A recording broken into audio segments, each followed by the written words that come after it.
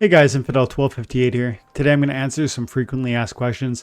If you don't know what this is or you're new to my channel, my name is Dwayne Cunningham and I go by Infidel1258. You can just call me 12. Whenever you leave any comments or questions on my channel, I will go through them from time to time and I'll do videos on them. If I ever do a video on just your comment, not like this where I do 20 comments, but when I just do yours, I will give you some kind of reward or I'll give you an opportunity to win something really cool. So leave your comments below on anything related to Splinterlands, even if you disagree with me, maybe especially if you disagree with me. Sometimes those are the best videos or comments to react to. Before I go into that though, I gotta do a shout out to Splinter Coach. Splinter Coach is a website that will track your personalized battle history, and that battle history is going to do two things for you. For $5 a month, you're going to have access to this, and it's going to show you one fun data that's really interesting to look at. Which monsters do I use most often? How often do I win with them? When do I win? And which rule sets and with what mana caps? And then how do I lose and when do I lose? So you're going to be able to improve through this process because the data is really meaningful and it helps you be better. So more wins, more rewards. That's why this is valuable. And it's only $5 a month or 17 cents a day. And I actually started this video. Now we'll get into the comments now. And I started this video before, like I recorded it twice now. This is my second recording. I answered all of these comments. Let's say, not all of them. I answered several comments and part of the video just got ruined from an audio standpoint. So I'm redoing a clip from it now. This is where we left off. This is where things got hairy. I Geeked Out Basketball, who's actually creator of Splinter Coach. He gave me a comment on one of my videos where I was covering his tool and using it to find the top 5 cards that you don't know about but you need to own. I called them sleepers. And he said 2 notes. One, they fixed a bug in the game and where the mana cap was hard to sort. You couldn't sort by mana cap. So when you look at summoners and you see how many, with my Kelia, I play it. It's the card I play the most often. It's organized by played. That's the summoner I play the most often, and yet its win rate is strong. That's a great card. Well, but that's my overall lifetime data. What about if I change my mana cap? What if I go to a lower mana cap? Now suddenly at the lowest mana cap, Kelly is a little lower and there's a more moderate contribution to my team, right? 24 battles. Thaddeus Brood actually is played more often at 29 battles and has a better win rate. So that's what he was saying it was producing error screens earlier this week. It's obviously been fixed. This is how the tool is useful though. Like knowing that difference, Thaddeus is really strong in the 12 to 19. Kelly is really applicable, broadly applicable. What does that say about, which card is better? That's an interesting conversation. I'm going to talk more about that in a minute as I edit this splice in with my previous thoughts and comments. Thanks so much, guys. Have an amazing day. As you can see here, we have the data in front of me. And these are when we look at it this way, what we're seeing is the summoners I play the most and simultaneously that have the highest win rates at the specific mana cap requested. And this is what Jamie was referring to. I guess there was an error at first when you wanted to delineate or set up this filter so that you could see within my summoners of the most played, which is from this mana cap is the one that's most applicable. I think this is interesting because it'll help, narrow down some more data. You start to begin to ask, like in that video I talked about top 5 sleepers from Splinterlands cards. This even shows you something, if you know baseball, if you know Major League Baseball, you might understand that when you have a pitcher, you get starters and you get closers, and your closer only really needs to play like 1 inning, maybe 2 or 3 at most innings, and so they might be quite niche in sort of how they're used and maybe even how often they can be used, but they still are deeply important and they can make a good ball team a great ball team. And so, cards like a Thaddeus Brood might be, now he's actually not very niche. He's actually really quite applicable, like broadly applicable. But my point is a card might be quite niche and yet still have a huge sort of win rate and like a real positive impact on your team. So data analysis in this way, that's why I said Splinter Coach is going to give you that ability, one, to enjoy exploring data because it's actually fun. Like if you ever collected hockey cards, it's great. I used to look at, Mario Lemieux and Wayne Gretzky and we'd look at, okay, he scored how many points per game and what was their max and how many goals and how many assists and who were the other teammates on those teams, because that matters. Like, it speaks to who is truly the more talented player. And you get into these debates with your best friends, and I feel like it has to be based on data. If you're like me, it does anyways. And I love those thoughtful conversations that I had all my life over hockey first, you know, Marvel characters also, you know, maybe that's about it. But yeah, like, those were two amazing ways that I loved doing this sort of data analysis. Now with Splinterlands, it's like a whole new world for me. So yeah, I think check it out. And I love that they fixed it, or it looks like they have completely fixed it. This is so telling. Like, again, Thaddeus crushes at the low level. That's a huge win rate. From 20 to 29, Kelia is very, very productive, if not perfect records. So useful. Like, you get to use her a lot. What a great card. Thaddeus is cheaper than Kelia, though. Thaddeus is cheaper than Kelia, and, you know, not nearly as sort of, let's say, maybe you can't play it as often.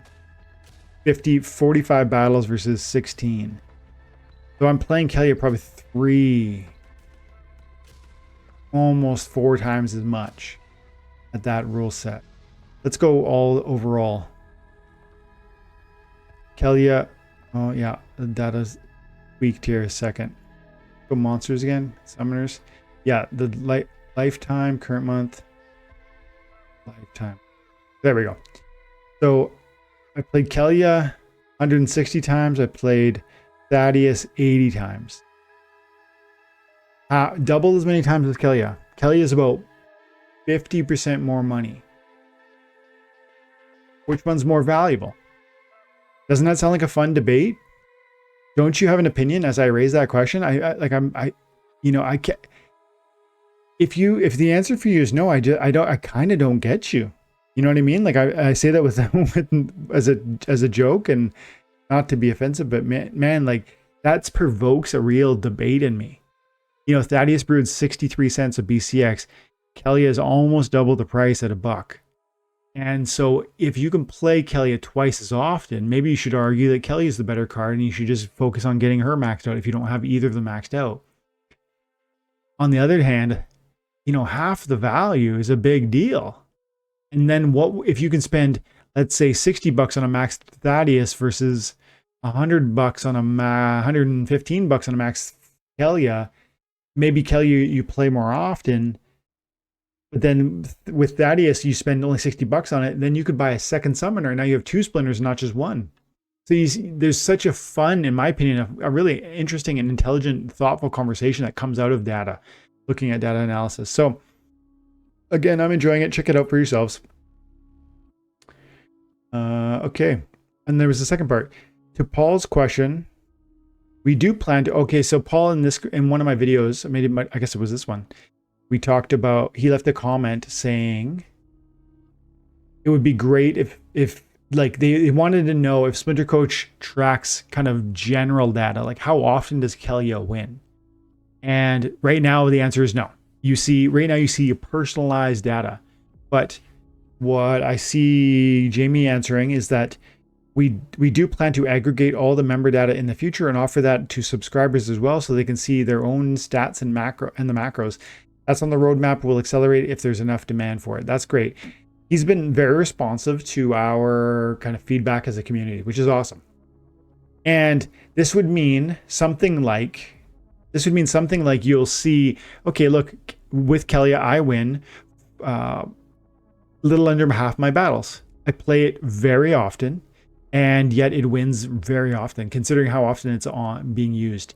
And then maybe we talked about, this is my screen. This is my Kelia with a level 8. This is my data. These are the cards I play with. But we could see something like this open space could be filled with maybe generalized Kelia data. How often do people in Champion or Diamond win with Kelia? Maybe they win more than me. Maybe they win less than me.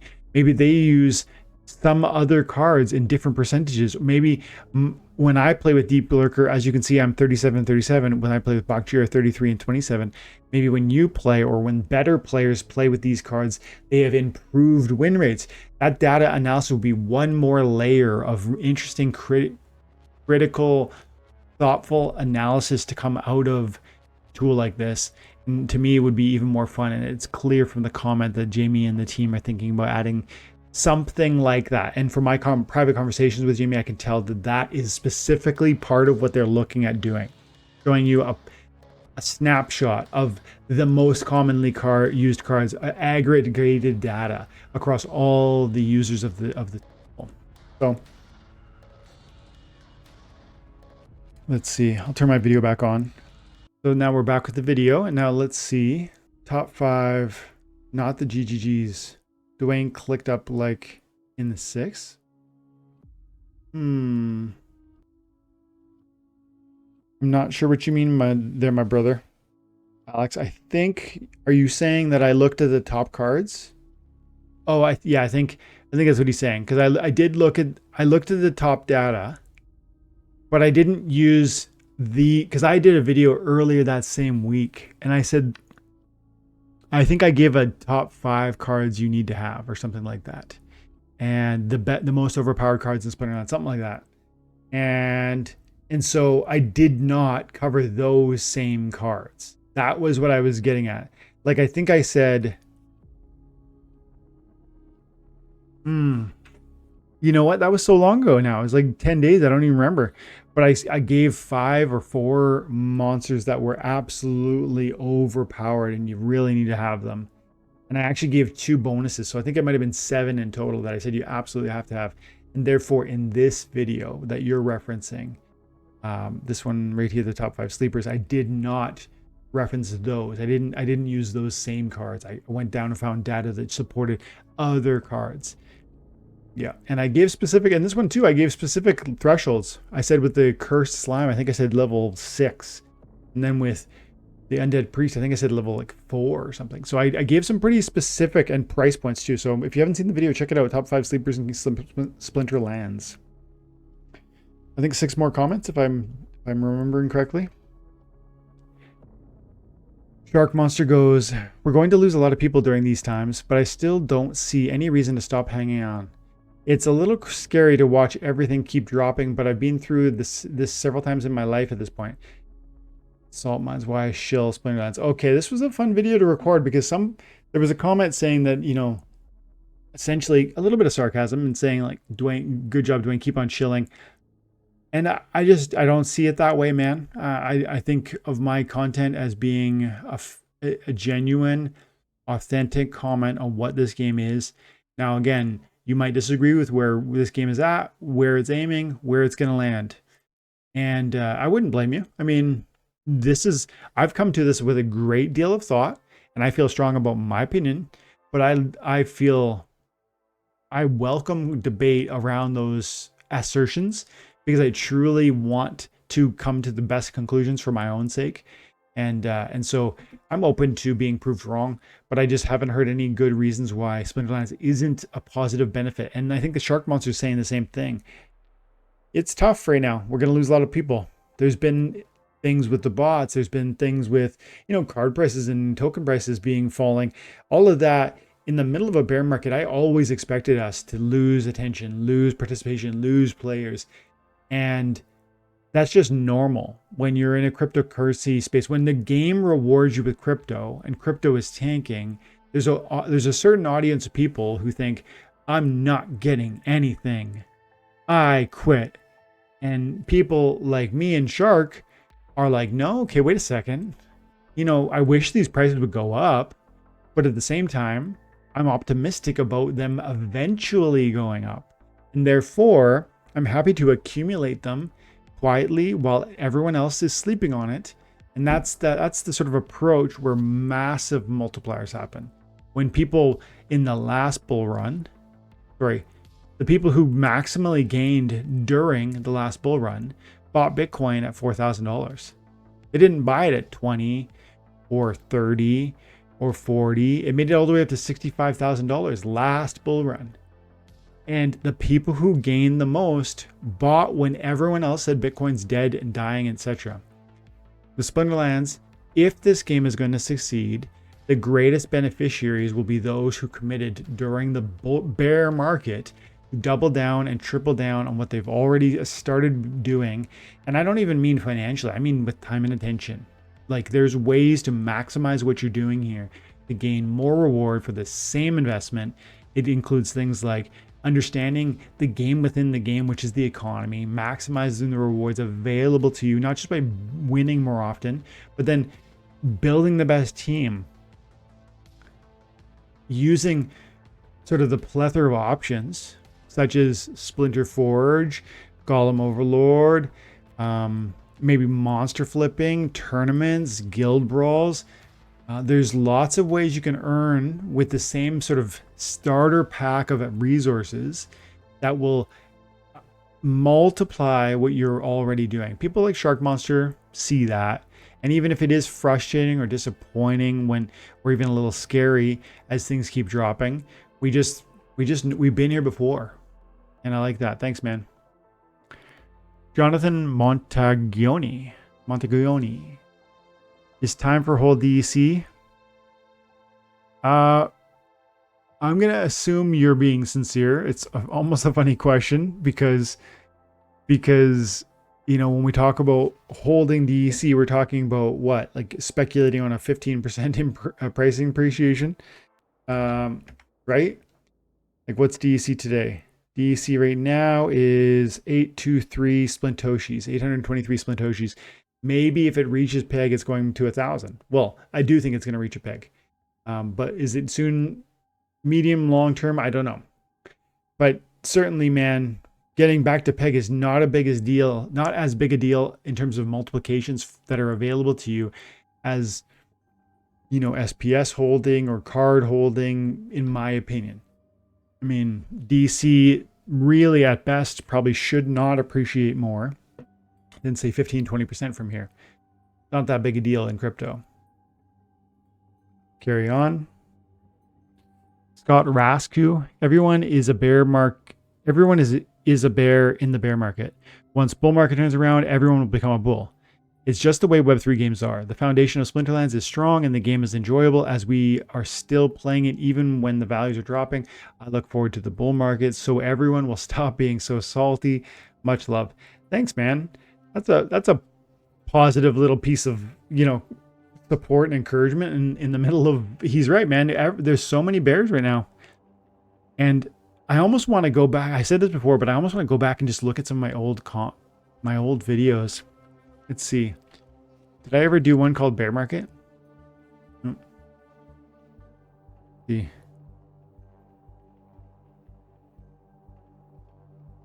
Let's see. Bear market tension and bull market catalyst. It's hard to say. Look at this one. Surviving the bear market with Steam. This is a wild. Wow, I remember that video. 2018. That's a throwback. But I mean, yeah, I've talked about bear markets. Obviously, there's 6 here, and this one was in. Look at this one. 1,000 views. When was that? January 6, 2023. Not even that long ago. Wow, 6 months ago. Yeah, it'd be fun to go back and see what I had to say in that one. I don't remember. But my point here in bringing this up is that I've thought for a long time we have reason to expect people to just trickle away, fall away. That's just what happens. And the people who will see the greatest gain will be those who stuck through and who, when no one else was paying attention, were receiving the rewards and were, you know, multiplying and, you know, accumulating and, you know, adding up to their bag, filling their bags.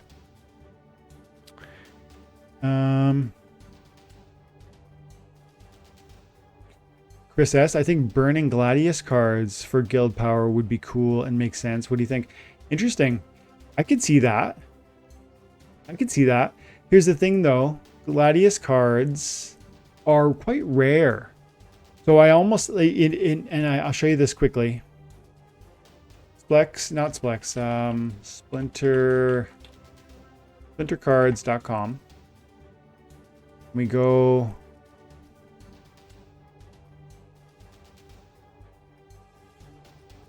You go to tools and you go soulbound card monitor, and you go infidel or you can check yours, and you go check my rewards. So then it's going to show me my soulbound reward completion. As you can see with the regular foil commons, I've got 63% of the cards kind of like filled up. I have 49% of my rares and 37 of the epics and 38 of the legendaries. And these numbers that are smaller are the gold foil versions of each. And so you think, well, that's pretty interesting. Like, you know, that's pretty substantial. Like, these are not inconsequential over what, 6 months? I don't remember when we started issuing soulbounds, but you know, my deck is getting strong. But then check this out, Gladius cards. My Gladius cards have been issued even longer than those soulbound reward cards. And look at this progress: 17, 21, 16, 23. I have practically none. And I play in a strong guild, and I play at a, you know, the tier 4 of the guild bros. My point is that, you know, while I'd be open to what you're proposing, I would say that there's just so few of these already issued. And man, for my own purposes, I wouldn't even consider burning these for anything. I mean, the payouts would have to be ridiculous, because these are actually like powerful tools that help me win more often. And yeah, personally, I want more of them, not less of them. But I mean, the sort of comment you mentioned, the only negative I could throw at you, or you know, thing I'd want you to consider, is if they did ever propose and change something like you're suggesting, you would see an increase. You would see a trivial increase to the amount of guild power available to different players, and therefore you might see you know, an infinitesimal, like a really small reduction in the amount of DEC burning that goes into guild buildings, because this would be a new avenue to access guild power. Now, that's probably not a huge consequence, not a huge issue, not a big deal, but I'm just saying, if we ever did see that sort of proposal, you'd want to think that through, and maybe somebody could crunch the data and show us what that would look like. But good comment. Let's read 3 more. Fusion goes, hey Dwayne, who's to say all the new implementations haven't already put Splinterlands on a collision course with sustainability? Ooh, I can tell this might be the last comment, because this feels like it's got some good meat on the bones here. I, for one, do not have a crystal ball. There's constantly changes and tweaks happening to the game, potentially too many, where it's causing a feeling of instability. Okay, so I want to keep reading and read your whole thing and then just break it down, but there's just 2 things you've said so far already that I think I want to jump on. The first is just like, I want to have an open acknowledgement to this, you know, what you're saying. Who's to say all the new implementations and changes haven't already put Splinterlands on in a bad situation? Like, we're talking about sustainability. You know, has the sustainability of the game been impaired by the radical changes to reward payouts, or to reward cards being no longer transferable, or to SPS being locked up when you receive it? Or, you know, there's actually a ton of changes that have happened. So I'm agreeing with you. You know, I see some. I'm not saying I agree that we're in trouble. I'm saying I agree that there's an interesting conversation to be had around, have we already made too many dramatic changes? The answer for me is a maybe. I'm actually open to the possibility of this. Not saying I agree, just opening to the possibility of it. He goes, I, for one, don't have a crystal ball, and their constantly changes. Their constant changes are tweaks happening to the game, and there's potentially too many where it's causing a feeling of instability. Now, I think this is almost a given, actually. Like, I have to agree with you even on another level and say, there definitely is a feeling of instability in at least I'm not going to say most of the audience. I'm going to say, of those who are left and who are serious, I'm going to say there is a degree of this instability, this feeling or this concern of instability. It's spoken in so many ways by a number of people. You hear things like they need to be more fixated on the new player experience. They need to care about new players more. Though any comment around that is geared at its core is saying something like, we we need more rewards at the lower levels and more interesting, because we used to have more rewards at the bronze and silver, etc.